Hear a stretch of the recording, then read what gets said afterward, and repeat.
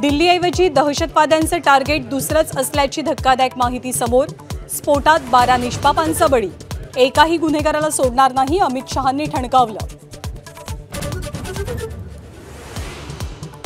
Delhi स्फोटामागे 6 doctor असल्याची खळबळजनक माहिती समोर।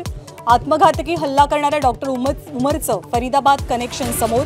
फरीदाबादमधून मोठ्या प्रमाणात अमोनियम नायट्रेटसह स्फोटकं जप्त।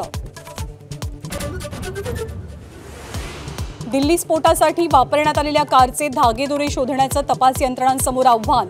सीसीटीव्हीच्या आधारे शोध सुरू। बनावट कागदपत्रांच्या आधारे कार खरेदी झाल्याचंही उजेडात।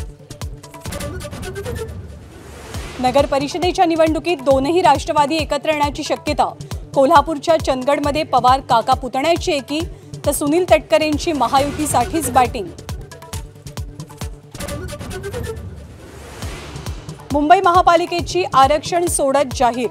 227 पैकी 114 जागा महिलांसाठी राखीव। सर्वच पक्षातल्या अनेकांचा पत्ता कट होणार।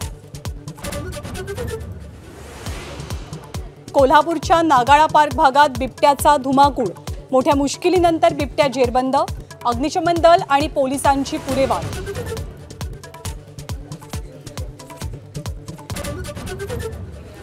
बिहारमध्ये दुसऱ्या आणि अखेरच्या टप्प्याचं मतदान पूर्ण। 5 वाजेपर्यंत 67.14% मतदानाची नोंद। एक्झिट पोल्सनुसार एनडीएला कौल। 14 नोव्हेंबरच्या निकालाकडे देशाच्या नजरा।